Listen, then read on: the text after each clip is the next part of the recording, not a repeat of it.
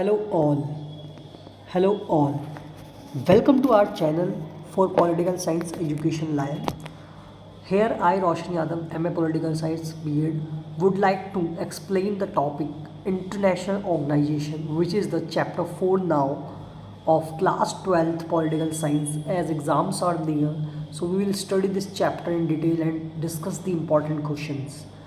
सो United Nation organisation क्या है, इसकी इम्पोर्टेंट क्या है, आज के वर्ल्ड में ये बहुत ज़्यादा इम्पॉर्टेंट है और ह्यूमैनिटी और सारे काम को जो लोगों के भलाई के लिए वो यही ऑर्गेनाइजेशन करता है। इस ऑर्गेनाइजेशन को आप देख सकते हो, इसमें ऑलमोस्ट लगभग सभी कंट्री शामिल है और इस ऑर्गेनाइजेशन के बारे में इस चैप्टर में आज आपको पढ़ना है। तो यूनाइटेड नेशन का ये जो लाइन कही थी डैग हैमरशोल्ड ने, The United Nation was not created to take humanity to heaven but to save it from the hell।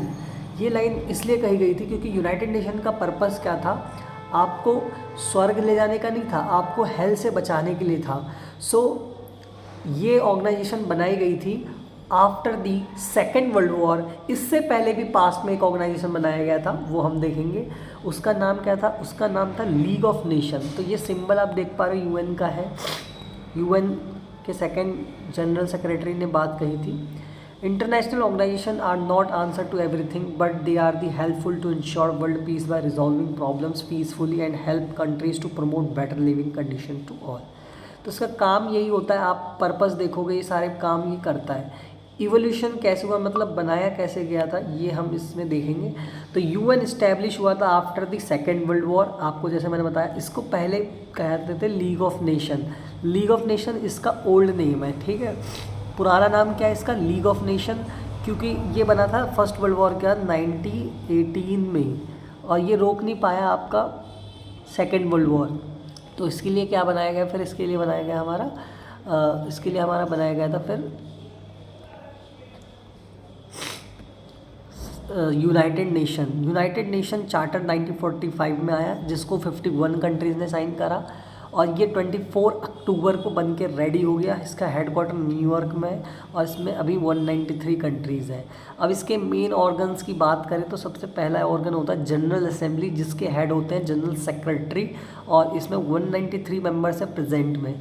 अब सेकंड और मोस्ट इम्पॉर्टेंट इसका जो ऑर्गन है वो है सिक्योरिटी काउंसिल। सिक्योरिटी काउंसिल में 5 परमानेंट और 10 नॉन परमानेंट, तो टोटल 15 मेंबर्स होते हैं।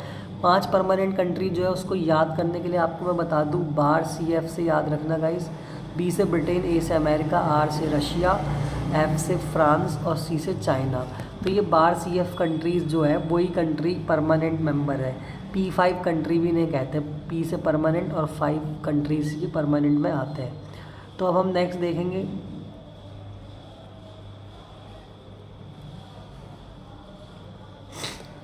Economic and social council is the third organ of this organisation और ये थर्ड ऑर्गन जो है प्रिंसिपल बॉडी है, ये भी डेवलपमेंट का काम करती है। It has 54 elected members by the general assembly.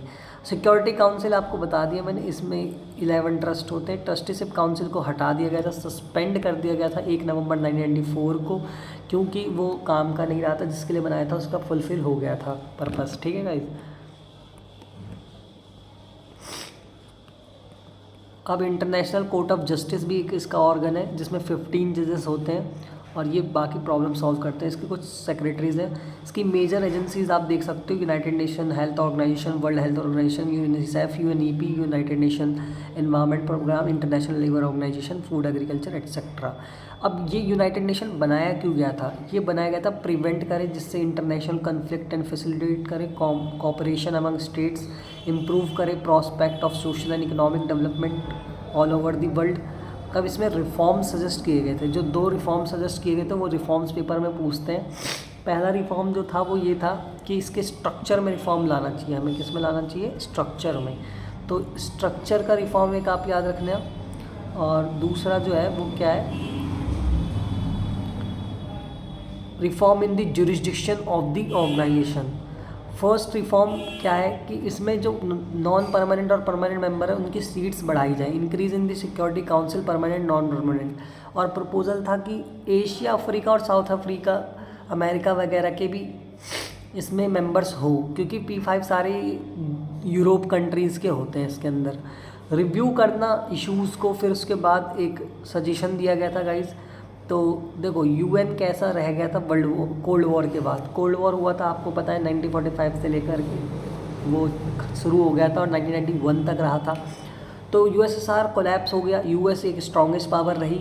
Cooperative US Russia relation देखने को मिले, ग्रोथ जैसे कुछ कंट्रीज़ का हुआ, चाइना, इंडिया, एशियन इकनॉमीज़ बढ़ने लग गई। फिर many new members of in UN, काफ़ी सारे नए मेंबर्स आए। न्यू चैलेंजेस वर्ल्ड के सामने आए जैसे genocide, civil war, ethnic conflict, terrorism, climate change, epidemics, ये सारे आए। तो अब कंप्लेंट क्या थी सिक्योरिटी काउंसिल में 1992 में जनरल असेंबली में, कि सिक्योरिटी काउंसिल जो है वो अभी की प्रेजेंट कंटेम्प्रेरी पॉलिटिक्स को नहीं देखता है, इसके डिसीज़न वेस्टर्न होते हैं, इसमें एडिकेट रिप्रेजेंटेशन नहीं होता। तो कुछ क्राइटेरिया सजेस्ट किए गए थे गाइस जिससे कि वो परमानेंट मेंबर बने।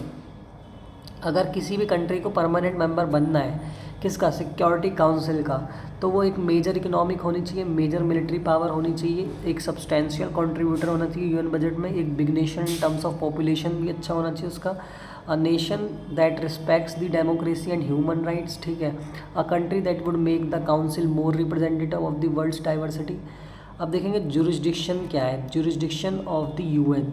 यूएन की जुरिस्डिक्शन में क्या क्या स्टेप्स लिए गए थे, इसमें पीस बिल्डिंग कमीशन लाया गया था, इसमें सिटीजन्स जो एट्रोसिटीज़ होते थे उनके ऊपर वो किया गया था, इस्टेब्लिशमेंट किया था ह्यूमन राइट्स कमीशन का हमने, अग्रीमेंट किए गए थे एमडीजी वगैरह को करने के लिए, और टेररिज्म वगैरह ख़त्म करने की बात करी गई थी इसमें, condemnation of terrorism, creation of a democracy fund and agreement to wind up trusteeship council. Trusteeship council भी यहाँ से वाइंड अप कर दी गई थी। India and united nation, India believe that UN is relevant in the present world. UN is important in promoting development and cooperation.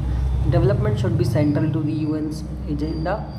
India and reform, India एक demand करता है रिफॉर्म की और वो हमेशा से इसके हर एक पार्टिसिपेट करता है हर एक चीज़ों में। इंडिया भी जो है वो परमानेंट मेंबर बनना चाहता है। तो as a factor, as a तुम्हें सिटीज़न बताना पड़ेगा कि क्यों इंडिया एक परमानेंट मेंबर बन सकता है। Second populous country in the world, largest democracy in the world, और एक्टिव है इसका पीस में रोल हर जगह, और बिल्डिंग मिशन इंडिया जो है हमेशा से डेवलप करता रहा है, अपने कंट्रीब्यूशन देता रहा है इसके फंड में। और यूनिपोलर वर्ल्ड में कैसे यूएन ज़रूरी है। यूएस एक ग्रेट पावर है, हमें पता है, सुपर पावर है, लेकिन उसके अलावा भी बाकी सारे पावर्स हैं, ठीक है गाइज। तो UN is not a great balance for us. So UN एक यूनिपोलर वर्ल्ड में कैसे है, यूनिपोलर वर्ल्ड में यूएन जो है काफ़ी सारे प्रॉब्लम सॉल्व कर सकता है जिससे हम इंटर कनेक्टेड है। अदर स्टेट्स परसुएट कर सकता है यूएस को और अपनी पॉलिसीज़ को, ठीक है। तो ये सारी चीज़ें थी इसके अंदर। यूएन एक परफेक्ट नहीं है, बट इसके बिना दुनिया चलाना भी मुश्किल हो जाती है, ठीक है।